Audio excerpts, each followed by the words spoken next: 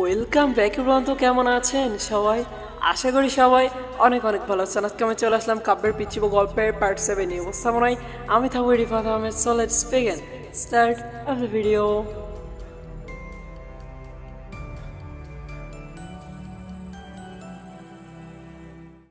পরের দিন সকালবেলা টেলিভিশন অন করতেই আমি যা দেখলাম তা দেখার জন্য আমি মোটেই প্রস্তুত ছিলাম না। কারণ খবরে যা দেখলাম গতকাল রোড অ্যাক্সিডেন্টে সজীব আর সাথী দুজনেই মারা গিয়েছে। মনে মনে ভাবলাম আল্লাহ তাআলার বিচার সব থেকে বড় বিচার, যার হাত থেকে কারো রেহাই নেই। পরের দিন মীরার পছন্দের নীল শার্টটা বের করার সময় আলমারি খুঁড়ে একটা ডায়েরি পেলাম।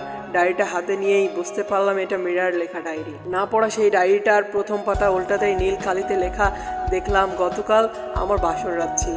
বাসর রাত সব নারীর জীবনেই শ্রেষ্ঠ একটি রাত থাকে, কিন্তু আমি বাসর রাতে স্বামীর হাতের স্পর্শে ঠোঁটের রক্ত ঝরিয়েছি।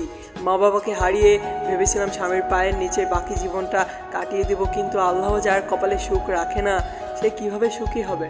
প্রতিদিন মাঝরাতে সবাই যখন ঘুমিয়ে থাকতো আমি অভাগী একা একা ঘুম থেকে উঠে পড়তাম, আল্লাহর কাছে মাঝরাতে স্বামীকে চেয়ে কান্না করতাম। যেদিন আমার স্বামীর সাথে আমার প্রথম যৌন সঙ্গম হয়েছিল সেদিন সব কষ্ট ভুলে গিয়েছিলাম। মনে মনে আল্লাহর দরবারে লক্ষ কোটি শুকরিয়া জানিয়েছিলাম আল্লাহ তাআলা আমার বরকে আমার কাছে দিয়েছে। পরের দিন যখন আমার স্বামী জন্ম নিয়ন্ত্রণ পিল নিয়ে এসে আমাকে খেতে বলে, মুহূর্তে আমার পৃথিবীটা উলটপালট হয়ে যায়। আমার স্বামী বাধ্য করে আমাকে ওই জন্ম নিয়ন্ত্রণ পিল খাওয়ার জন্য। আমি আল্লাহর কাছে কত কেঁদেছি সন্তানটাকে গর্ভধারণ করার জন্য, কিন্তু খুব কষ্ট হতো, বুকের ভেতরটা ফেটে কান্না আসতো যখন দেখলাম আমার স্বামী সাথী নামে মেয়েটার সাথে অবৈধ কাজ করে। আর নিজে যখন তাদের কুকর্ম ঢেকে রাখার জন্য দরজা টেনে দেই, বাবাকে বলি যে সাথী আমার ফ্রেন্ড নিজের স্বামীকে বাঁচাতে নিজের ভালোবাসার অধিকার বিসর্জন দিয়েছি। সবচেয়ে বেশি কষ্ট লেগেছে সেদিন যেদিন শুনেছি আমাকে মারার জন্য আমার স্বামী আর সাথী প্ল্যান করছে। সব জেনেও মনকে বলে সান্ত্বনা দিয়েছি যে কাব্য যদি আমার জীবনের বিনিময়ে সুখে হয় তাহলেই তো আমি সার্থক। ডায়েরিটা পড়ে আমি আর নিজেকে ঠিক রাখতে পারলাম না। আমি পেছন দিকে তাকাতেই দেখি মীরা আমার পাশে দাঁড়িয়ে কান্না করছে। এই মীরা, কাঁদছো কেন? আমি তো তোমাকে কষ্ট দিয়েছি, তার ফল ভোগ করছি আমি বললাম, এই কাব্য কি হয়েছে তোর?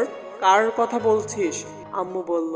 আম্মু কথা বলো না, দেখো না মীরা কান্না করছে। আম্মু আমি ওকে খুব কষ্ট দিয়েছি। আমি বললাম, কোথায় মীরা? আর তুই কেন মীরাকে কষ্ট দিতে যাবি? আম্মু বলল। তারপর আমার আর কিছুই মনে নেই। পরের দিন মা বাবা আমাকে হসপিটালে নিয়ে গেল। এখন আমার কোনো চিন্তা নেই, কারণ আমি এখন মীরাকে সাথে নিয়েই ঘুমাই। শালার ডাক্তার নাকি বলে আমি পাগল হয়ে গেছি। শালার পড়ালেখা করে নিজে পাগল হয়েছে, এখন আমাকে পাগল বলে কত সব। অনেকবার যখন পাগল বলছে তখন গলা ধাক্কা দিয়ে ফেলে দিয়েছি। তারপর আমাকে জোর করে একটা রুমে আটকে রেখেছে। এখন রুমে শুধু আমি আর মীরা। তারপর আমি একটা নার্সকে জিজ্ঞেস করলাম, আমি এখন কোথায়? আপনি এখন পাবনায় আছেন আপনার বউ মীরার সাথে। নার্স বলল। কথাটা বলে একটা কিসের যেন ইঞ্জেকশন আমাকে দিয়ে দিল। তারপর আমি হারিয়ে গেলাম ঘুমের রাজ্যে। সকালবেলা ঘুম থেকে উঠে দেখি মীরা আমার দিকে চেয়ে চেয়ে হাসছে, সাথে বাবা মাও আসছে। তারপর আমি বাবাকে বললাম, বাবা আমার এখানে থাকতে ভালো লাগে না, আমাকে তোমাদের সাথে নিয়ে চলো, সাথে তোমাদের বৌমা মীরাকেও নিয়ে চলো। কিন্তু আব্বু আম্মু কেউ কোনো কথা বলছে না, শুধু কাঁদছে। তাই আমি আবারও প্রশ্ন করলাম, ও বাবা তোমরা কাঁদছো কেন? আমাকে এখান থেকে নিয়ে যাবে না? জানো বাবা, এখানে কেউ আমার সাথে কথা বলে না, শুধু মীরা ছাড়া। এখানে শুধু মীরা আমার সাথে কথা বলে, আর কেউ না। ও বাবা আমাকে নিয়ে চলো না, আমি থাকবো না এখানে। কথাগুলো বলেই কাঁদতে লাগলাম, কিন্তু বাবা কিছু না বলে মাকে নিয়ে চলে গেল।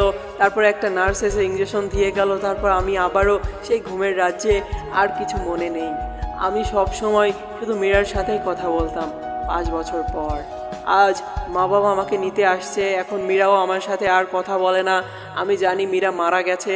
তারপর মা বাবা আমাকে বাসায় নিয়ে এসে বলল, কাব্য বাবা তুমি 5 বছর পাগল হয়ে পাবনায় মানসিক হসপিটালে ছিলে, আর এই 5 বছরে আমাদের অনেক পরিবর্তন হয়ে গেছে। আমরা আজ নিঃস্ব, ব্যবসাতে ক্ষতি হয়েছে, ব্যাংকের লোকদের ঋণ পরিশোধ করতে বাড়িটাও বিক্রি করে দিয়েছি, এখন এই বাসাটাতে ভাড়া আছি। আব্বু বলল। বাবার কথাগুলো শুনে আমার নিজের অজান্তে চোখের কোণে পানি চলে আসলো। আমার বাবা এই বয়সে মানুষের অফিসে কাজ করে, তারপর আমি মনে মনে ভাবলাম আমার কোনো না কোনো একটা জব করতে হবে। যেই ভাবা সেই কাজ, কয়েক জায়গায় আবেদন করলাম, সাথে একটা প্রাইভেট প্রতিষ্ঠানে শিক্ষকতা করার জন্য আবেদন করলাম।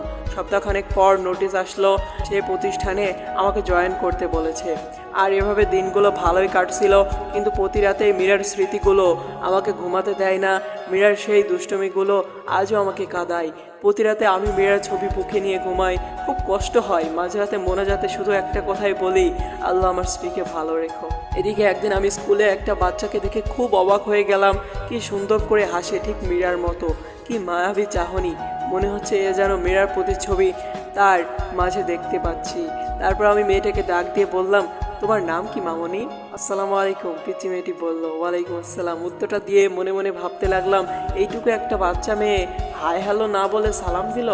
আপনি কি জানেন না, কারোর সাথে কথা বলতে হলে প্রথমে সালাম দিয়ে কথা বলে শুরু করতে হয়। আর আমার নাম তাসমিয়া কারিমা রাইসা। নামটা শুনে বুকটা কেমন যেন কেঁপে উঠলো। আচ্ছা, আপনি আমাদের নতুন টিচার? হ্যাঁ মামনি, আমি তোমাদের নতুন টিচার। এই নাও চকলেট, আমরা আজ থেকে ফ্রেন্ড, কেমন? রাইসা বলল, ফ্রেন্ড। তুমি আমার চকলেট নিলে আমাকে পাপ্পি দিবে না? তুমি এত কিপটে কেন? তোমার সাথে আড়ি, কান ধরে বলবে রাজকন্যার সাথে আর কোনোদিন অপরাধ করব না। তুমি জানো না রাইসা নামের অর্থ রানী? রাইসা বলল, মামনি আমি না তোমাদের টিচার, টিচারকে কান ধরতে বলা লাগে? আমি বললাম, টিচার না ছাই, তুমি এখন আমার বন্ধু। কিছুক্ষণ আগে চকলেট দিয়ে বন্ধু বানিয়েছি। তোমার টিচারগিরি ক্লাসে দেখাবে, এখন কান ধরো নইলে ফাইন ধরবো। কথাগুলো বলে মুখ চেপে হেসে দিল রাইসা। আমি কি বলবো ঠিক ভেবে পাচ্ছি না। খুব হাসি পাচ্ছে মেয়েটার চোখের দিকে তাকিয়ে। দেখি মেয়েটা রাগী লুক নিয়ে তাকিয়ে আছে। কি হলো, আমার কথা বোঝনি? বন্ধু হলে কেন? বন্ধু হয়েছে যেহেতু কান ধরে বলো, আর এমন অপরাধ হবে না। যদি কান না ধরো তাহলে দাঁত পড়ে যাবে, আর দাঁত পড়ে গেলে বিয়ে হবে না। তারপর আমি রাইসার কথা শুনে কান ধরে বললাম, আচ্ছা আমার ভুল হয়ে গেছে, আর এমন ভুল হবে না বলে মেয়েটাকে টান দিয়ে কোলে নিয়ে গালে মুখে চুমু দিয়ে বললাম, মামনি এখনো হয়েছে? বেশ হয়েছে, তুমি সত্যি অনেক ভালো। তখন হঠাৎ পাশ থেকে 10 বছরের মতো একটা মেয়ে এসে বলল, রাইসা আব্বু এসেছে, চলো। দাঁড়িয়ে আছে। ও আপু, তুমি আমার ফ্রেন্ডের সাথে পরিচিত হয়ে নাও। এই যে স্যার, এটা আমার আপু রিচি। রিচি আপু, আমার স্যারকে সালাম দাও। আসসালামু আলাইকুম, আমি রিচি। স্যার আজকে আসি। বলতেই হঠাৎ দেখি একটা ভদ্রলোক এসে রাইসাকে কোলে নিল। রাইসা বাবাই বাবাই বলে লোকটাকে জড়িয়ে ধরলো। তারপর লোকটা রাইসা আর রিচিকে নিয়ে গাড়ি করে চলে গেল। মনে মনে ভাবলাম, আজ যদি মীরা বেঁচে থাকতো তাহলে আমাদের সন্তানটাও ঠিক এতটুকু বড়ই হতো। তখন নিজের অজান্তে চোখের পাতাটা ভিজে উঠল, আর সাথে সাথে মীরার চাঁদ মুখটা ভেসে উঠতে লাগলো স্মৃতিপটে। এদিকে বাসায় এসে দেখি বাবা অসুস্থ। তারপর বাবাকে নিয়ে হসপিটালে গেলাম। ডাক্তারের রুমে গিয়ে স্কুলে সেই লোকটাকে দেখলাম কেমন বিচলিত ভঙ্গিতে বসে আছে। তারপর ডাক্তার লোকটিকে বলল, রফিক সাহেব, যদি ও নেগেটিভ রক্ত না পাওয়া যায় 4 ঘন্টার ভেতর, তাহলে আপনার মেয়েকে বাঁচানো সম্ভব না। এদিকে আমি একজন ডাক্তারকে নিয়ে বাবাকে দেখালাম। ডাক্তার বলল, তেমন কিছু না, প্রেশারটা একটু বেড়েছে। তারপর আমি বাবার বেড থেকে বের হয়ে পাশের বেডের দিকে তাকাতেই বুকটা কেমন যেন হু করে কেঁদে উঠল। কি মায়াবী মুখটা, কেমন যেন অন্ধকারে ঢাকা পড়ে গেছে। মুখে অক্সিজেন মাস্ক লাগানো, মনে হচ্ছে এ যেন আমার নিজের আপন কেউ। আর আমার কেন এতটা কষ্ট হচ্ছে মেয়েটাকে দেখে, বুকের ভেতর চিনচিনে ব্যথা করছে। তারপর আমি ডাক্তারের রুমে গিয়ে বললাম, মেয়েটার কি হয়েছে? তখন পাশ দিয়ে লোকটি বলল, গতকাল স্কুল থেকে আসার সময় আমাদের গাড়ির নিয়ন্ত্রণ হারিয়ে অ্যাক্সিডেন্ট হয়। রাইসা মামুনির প্রচুর ব্লাড যায়, মাথায় অনেক আঘাত পেয়েছে। তার মা মেয়ের খবর শুনে অজ্ঞান হয়ে পড়ে আছে। মেয়েটার যদি কিছু হয়ে যায় তাহলে তার মা বাঁচবে না। যদি এখন রক্ত না পাওয়া যায়, আল্লাহ যে কি করবেন। কথাটা বলেই কেঁদে দিল। এদিকে এক নার্স এসে বলল, স্যার, চট্টগ্রামের আশেপাশে প্রায় সব ব্লাড ব্যাংকে খবর নিয়েছি, কিন্তু কোথাও রক্ত পাওয়া গেল না। এদিকে পেশেন্টের অবস্থাও ভালো না, জানি না কি হবে। নার্সের কথাটা শুনে রফিক সাহেব কেঁদে দিলেন। আমার কেন যেন কথাগুলো শুনে খুব কষ্ট হচ্ছে। তখন আমি ডাক্তার সাহেবকে বললাম, ডাক্তার সাহেব, আমি রক্ত দিব, আমার রক্তের গ্রুপ ও নেগেটিভ। ডাক্তার তখন তাড়াহুড়ো করে আমায় নিয়ে শুইয়ে দিলেন। 2 ব্যাগ রক্ত নিয়ে রাইসাকে দিল। আমি কিছুক্ষণ শুয়ে থেকে আবার বাবার কাছে চলে আসলাম। পরের দিন বাবাকে নিয়ে বাসায় ফিরি। হসপিটাল থেকে আসার সময় রাইসার বেডের দিকে তাকিয়ে দেখি একটা মেয়ে রাইসাকে জড়িয়ে ধরে আছে। মনে হচ্ছে এটাই রাইসার মা। কিন্তু মানুষটাকে খুব পরিচিত লাগছে। এক ধ্যানে তাকিয়ে আছি মেয়েটার দিকে। কিরে কাব্য, বাসায় যাবি না? এভাবে দাঁড়িয়ে পড়লি যে? আব্বু বলল। বাবার কথা শুনে খানিকটা চমকে উঠে বললাম, চলো বাবা। তারপর বাবাকে নিয়ে বাসায় আসার পর বিছানাটা গায়ে এলিয়ে দিলাম। তারপর পরের দিন হঠাৎ কে যেন দরজা নক করছে। আমি দরজাটা খুলতেই আমার মাথাটা ঘুরতে লাগলো, পা দুটো কাঁপছে। আমি কি দেখছি? এটা স্বপ্ন না বাস্তব? মীরা, তুমি বেঁচে আছো? হ্যাঁ বেঁচে আছি। তুমি কি করে ভেবেছিলে আমি মরে গেছি? যাকে আল্লাহ বাঁচায় তাকে কেউ মারতে পারে না, মীরা বলল। কিন্তু আমি যে স্পষ্ট দেখেছি সেটা তুমি রোড অ্যাক্সিডেন্টে মারা গিয়েছো। তুমি ভুল দেখেছো কাব্য। তুমি জানো না এই পৃথিবীতে একজন মানুষের ন্যায় আরও 7জন মানুষ রয়েছে। আচ্ছা বাদ দাও, এই নাও আমার বিয়ের কার্ড। তুমি কিন্তু আসবেই। আঙ্কেল আন্টিকে সাথে জান্নাতকেও নিয়ে আসবে। মীরা, তোমার বিয়ে মানে? কি বলছো এসব? আর আমি তোমাকে ভালোবাসি, বড্ড বেশি ভালোবাসি।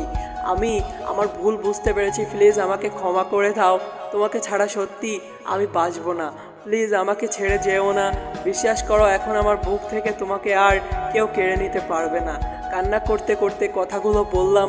চোখ থেকে তখন টুপটাপ করে পানি পড়ছে নিজের অজান্তে। তখন মীরার হাতটা আমি ধরে ফেললাম, কিন্তু মীরা ঠাস ঠাস করে চড় বসিয়ে দিল আমার গালে।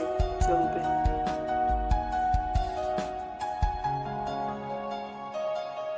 তো বন্ধুরা, আজকের পর্ব এখানে শেষ করলাম। ভিডিওটি ভালো লাগলে একটি লাইক দিবেন। ভিডিওর মধ্যে কোনো ভুল ত্রুটি থাকলে অবশ্যই ক্ষমা দৃষ্টিতে দেখবেন, যেহেতু মানুষ মাত্রই ভুল আর আমি ভুলের নই। তো দেখা হচ্ছে নতুন কোনো পর্বে।